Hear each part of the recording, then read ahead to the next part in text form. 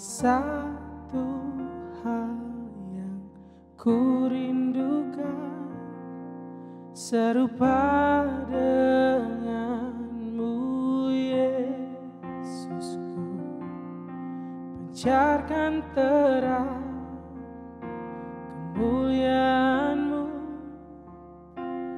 pribadi-Mu penuhiku.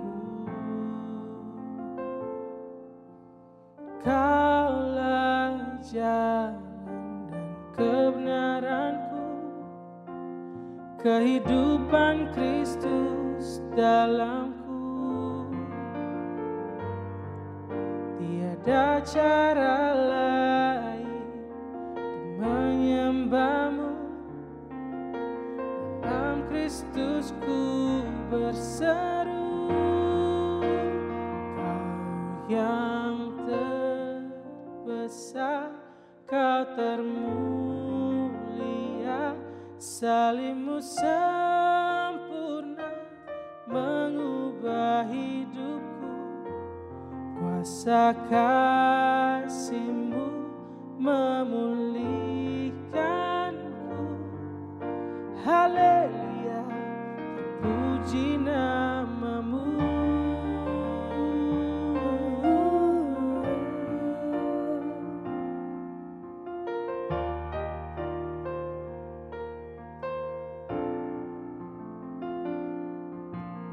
Kaulah jalan dan kebenaranku, kehidupan Kristus dalamku. Tiada cara lain untuk menyembah-Mu, dalam Kristus ku berseru. Kau yang terbesar, Kau termulia, salib-Mu sempurna mengubah hidupku, kuasa kasih-Mu memulihkanku. Haleluya, terpuji nama-Mu. Kau yang terbesar, Kau termulia, salib-Mu sempurna mengubah hidupku, kuasa kasih-Mu memulihkanku. Haleluya, terpuji nama-Mu.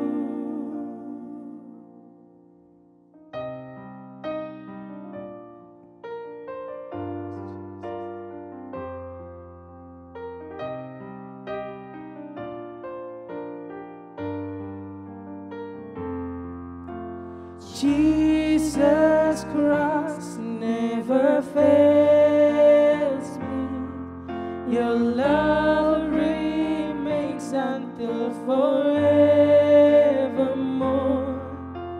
Jesus Christ never fails me.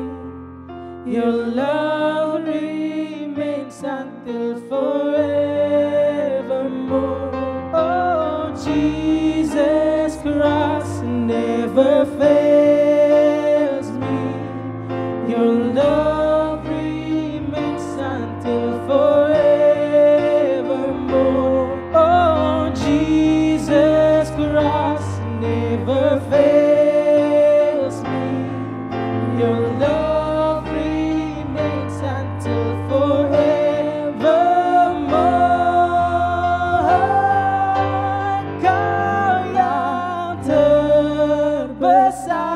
Kau termulia, salib-Mu sempurna mengubah hidupku, kuasa kasih-Mu memulihkanku. Haleluya, terpuji nama-Mu. Kau yang terbesar, Kau termulia, salib-Mu sempurna kuasa kasih-Mu memulihkanku. Haleluya, terpuji nama-Mu. Haleluya, terpuji nama-Mu. Haleluya, terpuji nama-Mu.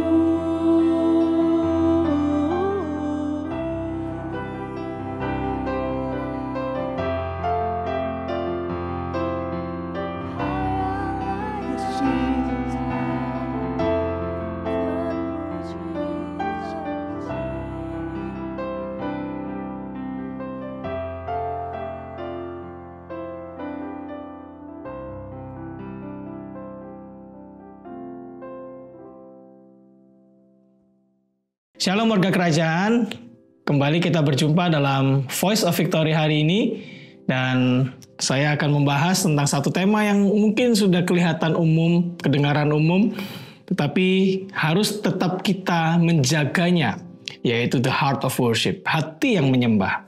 Amin. Yohanes pasal yang keempat ayat 24, saya akan baca ini dengan cara baca ayat mundur saudara ya, 24, 23, dan 22.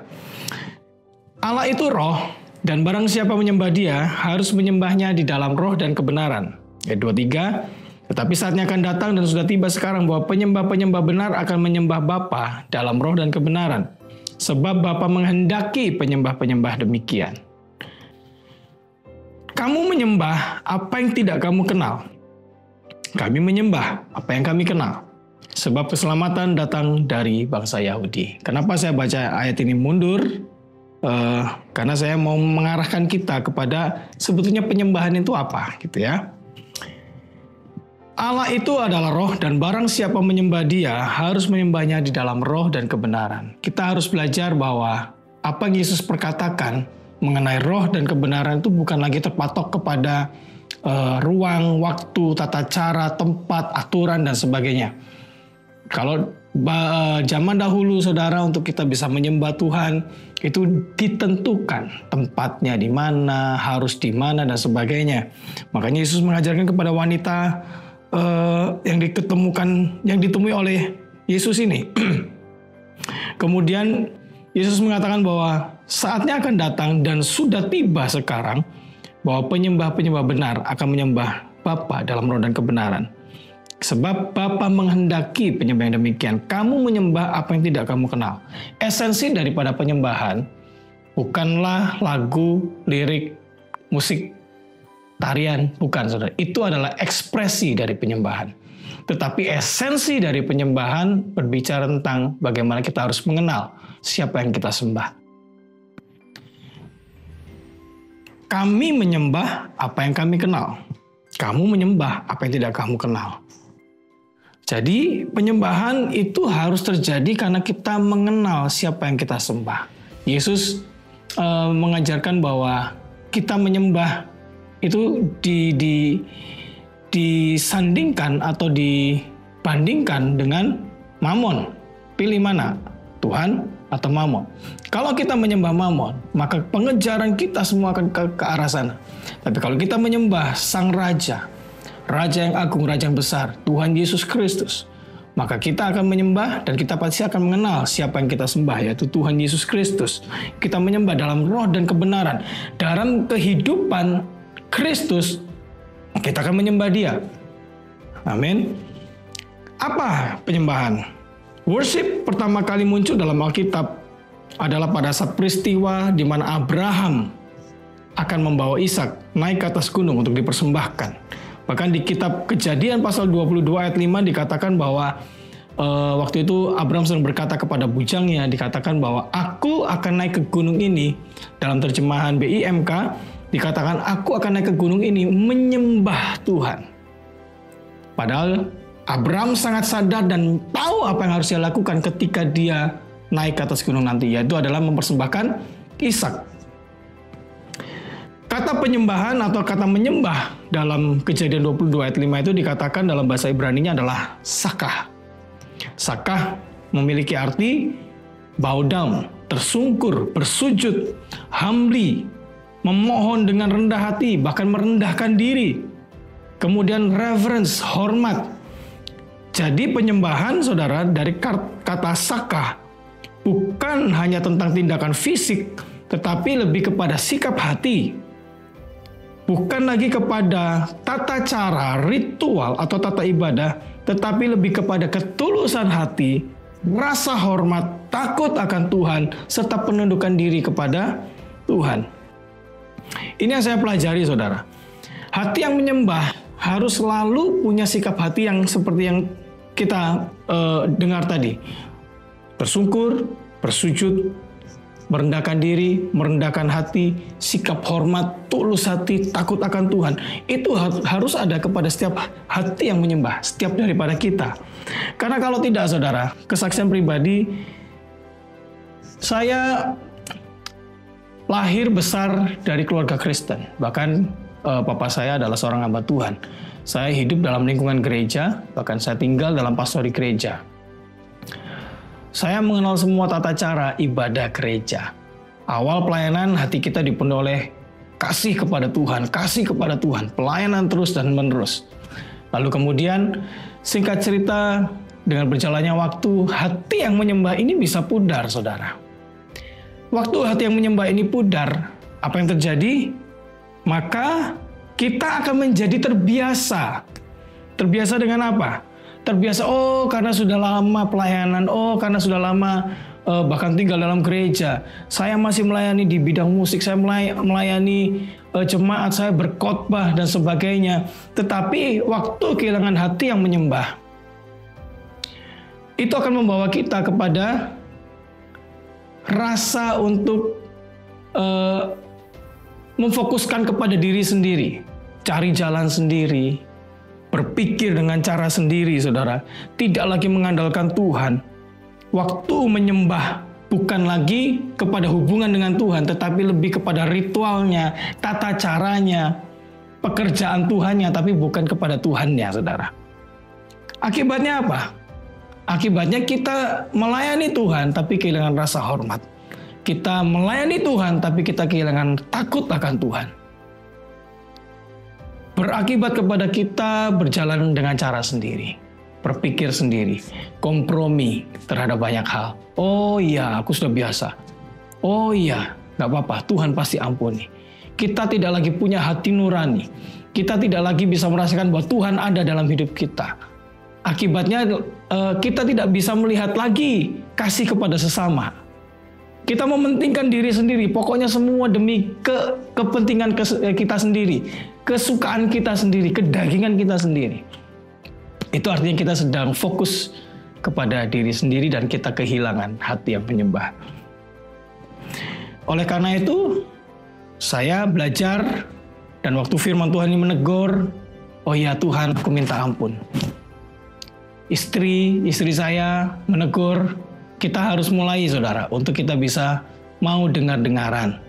Baik kepada Tuhan, orang-orang di sekitar kita, Bapak rohani kita mau dengar bagaimana kita harus hidup di dalam penyembahan kita kepada Tuhan. Hati yang menyembah itu memiliki hati yang tulus.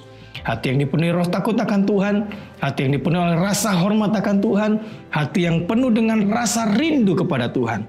Jadi pagi hari ini, saya encourage saudara untuk kita sama-sama, Tuhan aku minta hati ini Tuhan dipulihkan. Hati yang baru yang senantiasa dipenuhi oleh hati yang menyembah. Amin. Supaya kita tidak berjalan dengan cara sendiri, pikiran kita sendiri. Supaya kita tidak kompromi terhadap kebenaran Tuhan. Amin. Mari kita berdoa. Terima kasih Tuhan Yesus, terima kasih.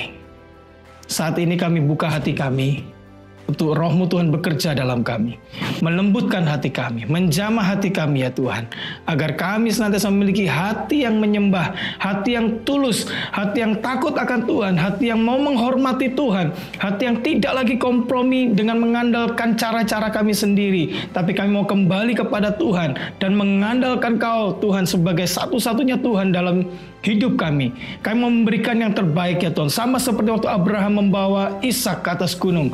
Abraham sangat tahu apa yang harus dia lakukan. Kami tidak lagi memandang apa yang berharga dan terbaik menurut kami. Tapi kami membawa yang terbaik dari hidup kami sebagai korban persembahan yang menyenangkan hati-Mu ya Tuhan. Terima kasih Bapa, penuhi hati kami senantiasa dengan hati yang baru, hati yang senantiasa dipenuhi oleh hati yang taat dan mau dilembutkan oleh firman Tuhan, agar kami senantiasa mau memberikan yang terbaik hanya bagi kerajaan-Mu ya Tuhan. Di dalam nama Tuhan Yesus kami ucap syukur dan sudah berdoa. Haleluya. Amin. Tuhan Yesus memberkati saudara.